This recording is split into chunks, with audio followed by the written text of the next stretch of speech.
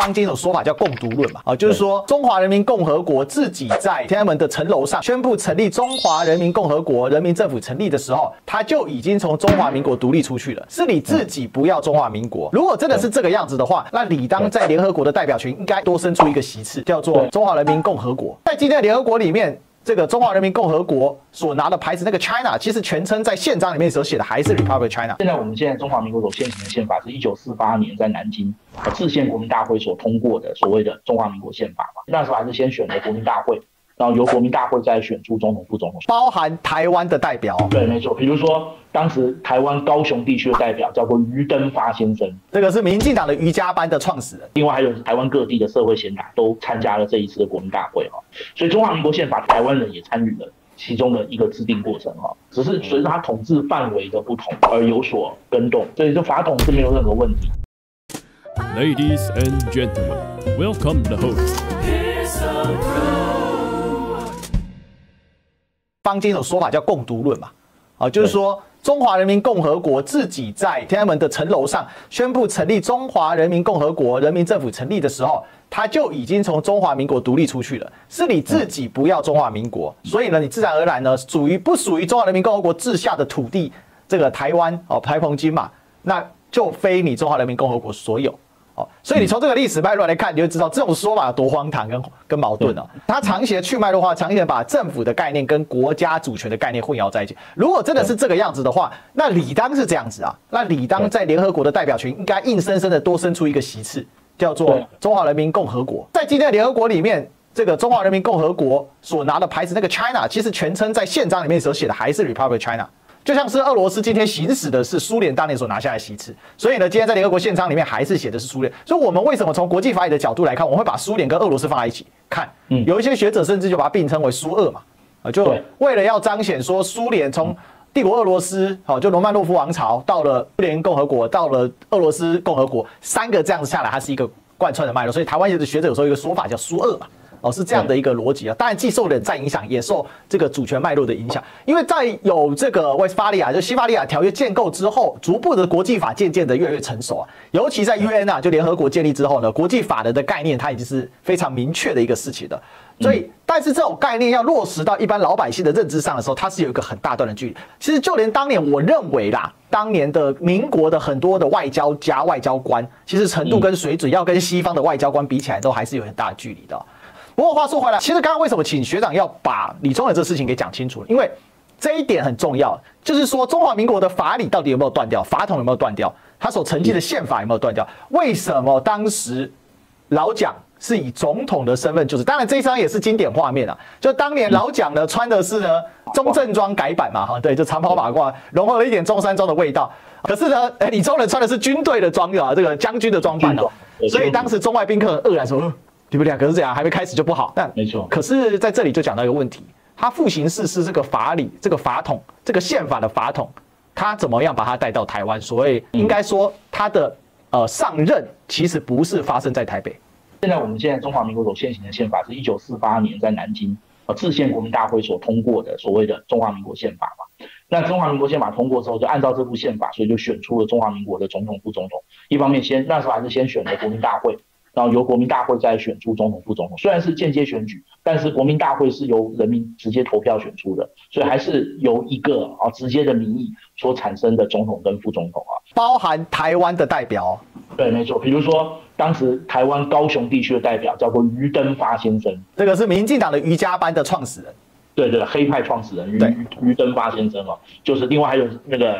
个其他各地的这个台湾各地的社会贤达都参加了这一次的国民大会所以中华民国宪法台湾是有份的，这是非常清楚，是由台湾人也参与了其中的一个制定过程所以后来是因为内战的关系，我们前面讲到因为1949年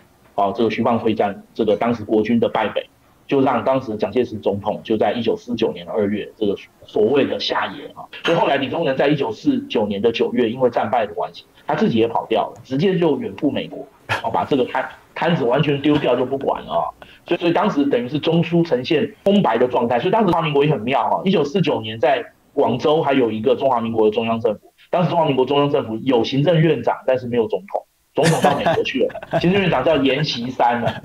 所以这都是一个兵荒马乱了、青黄不接的这样的情况。但是可以肯定是中华民国的这个法统并没有中断啊。它还是随着中华民国中央政府的迁移而不断的在运行当中。对，这个台湾在1945年就已经是中华民国的领土，所以台湾也才能够参加中华民国宪法的制定。所以后来等到1949年之后，陆续这个国民政府迁台之后，一般来讲被认为国民政府正式迁台的时间是在1949年的12月了，就是中央政府在台北办公。就我们现在呈现的这张图，那个箭头最后从成都起飞到台北，对，当时老蒋就是直接从成都飞过来台北，就正式的确立了整个政府运作了。然后1950年的春天还有正式所谓的复行视事，用今天话说就是销假上班嘛，所以中华民国的法统就在台湾继续下去，所以基本上是没有一个太大的一个问题了哈，就是它的法统的延续跟整个只是随着它统治范围的不同而有所更动，就是这样子而已哈。所以我个人是不太赞成李登辉总统的一个说法，说中华民国是外来政权。起码就法理来讲的话，我认为是不通的哈。中华民国并不是对台湾来讲，并不能算是一个外来政权。情感上是不是我们可以再说啊？但起码就法理上来说哈，我个人认为并不是。当然哈，我想这里就可以清楚的解释说，两岸问题的源头就是来自于国共内战嘛。然后还有一个更重要，我来呼应一下刚才徐阳所说的外来政权的说法，这是完全的一个是所谓政治批判式的用语，它并没有具备所谓的法理跟历史学上的逻辑。因为呢，就根据台湾原本是属于谁的，其实台湾本来是中国的嘛，所以在开罗宣言的时候，就是叫日本人把从中国人偷窃的台湾给要回来嘛。所以这样的一个法理脉络是很清楚的。所以与其说中华民国是外来政权，应该它是继承政权。也就是他从日本把这个法理收来，甚至事实上根据开罗宣言的精神意志，带到后来波茨坦宣言，在日本依据波茨坦公告来投降这样的一个意志，其实是否定日本人在台湾所50年的殖民统治的法理对，没错。对，那这个法理成立的话，其实两岸很明确的就变成一个内战没有打完的一个状况。那今天有一些学者，包括一些政治人会说，现在两岸的问题是一国两府的问题，就是逻辑是这样来的嘛，一个国家两个政府吧，中华民国政府跟中华人民共和国政府。各自有秘密。其实中华民国有好多个政府这种事情从中华民国诞生以来就从来没有结束过了。那中华民国老传统大家了解嘛？只是到了这个共产党主政的时候，他在1949年的10月1号的时候，毛泽东他启用了一个新的名词来区隔。就是他要跟旧的中华民国切割，但是这里大家要了解一个问题其实中华民国跟中华人民共和国虽然在大陆地区来说没有错，中华民国在大陆地区确实已经是被消灭了，这一点毋庸置疑这也没有什么好否认。国民党过去因为碍于就是各种原因他们的党史对这一块也是很模糊了不愿意去承认这个。但一到今天的这个状况，因为国共已经进行了第3次和解了嘛，也就是说这样的法理的一个论述对国民党来讲现在是缺乏的，而且还有一个点是国民党丢了政权。所以他这个论述工作就不见了，但是这个不见并不妨碍历史学的角度去切入去探讨这个问题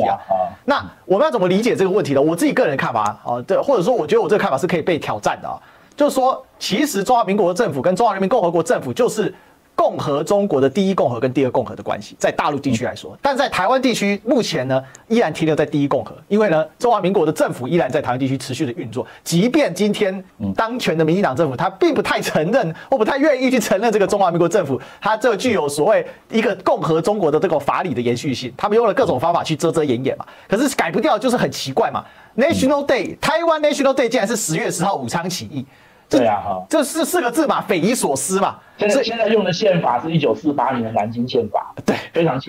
清楚所以这法统是没有任何问题，对吧？余登发都参与制宪了，不然还想怎么样？所以我想这样的一个逻辑会比较清楚，这样也可以很好的去解决两岸的一个认定的纷争嘛。所以很多人会讲说中华民国在大陆可能是前朝或者什么，我觉得这也用前朝逻辑也不对，因为共和之后就没有 dynasty 的概念了。对这一点很重要。Dynasty 这西方用 Dynasty 中文就是王朝皇统，所以你换宪法只是就换共和嘛，通常是这样嘛。所以法国就是第一共和、第二共和，到现在已经是第5共和了嘛。它中间还有一个0.5共和叫维奇共和。维奇法国它不算嘛，因为太丢脸了，对，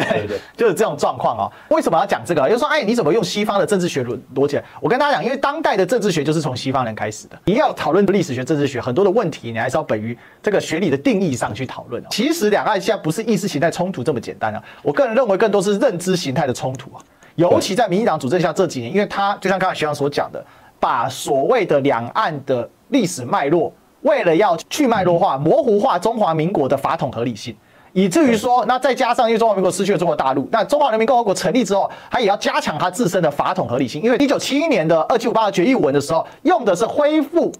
中华人民共和国的代表权嘛。那驱除蒋介石及其非法代表嘛？为什么这样？因为意思就是要追了1949到1971，明明已经丢掉了中国大陆的中华民国政府，凭什么还占据着联合国的席次？但是这种法理的追认，并没有办法去驳倒原本的一个历史事实的产生。这也是一个很重要。那所以这也是过去为什么两岸在谈历史，包括台湾内部这个蓝绿在谈历史的时候，没有一家可以把整个历史的完整性脉络给叙述得很清楚。国民党在掩盖事实嘛，共产党在改造事实嘛，改成这对自己有利嘛，民进党在扭曲事实嘛。可是目标都是一样嘛，就是在这个政治论述当中取得自己对自己有利的一个地位嘛。所以我们这个节目呢也是有播放限制性的，大家了解哈，且看且珍惜。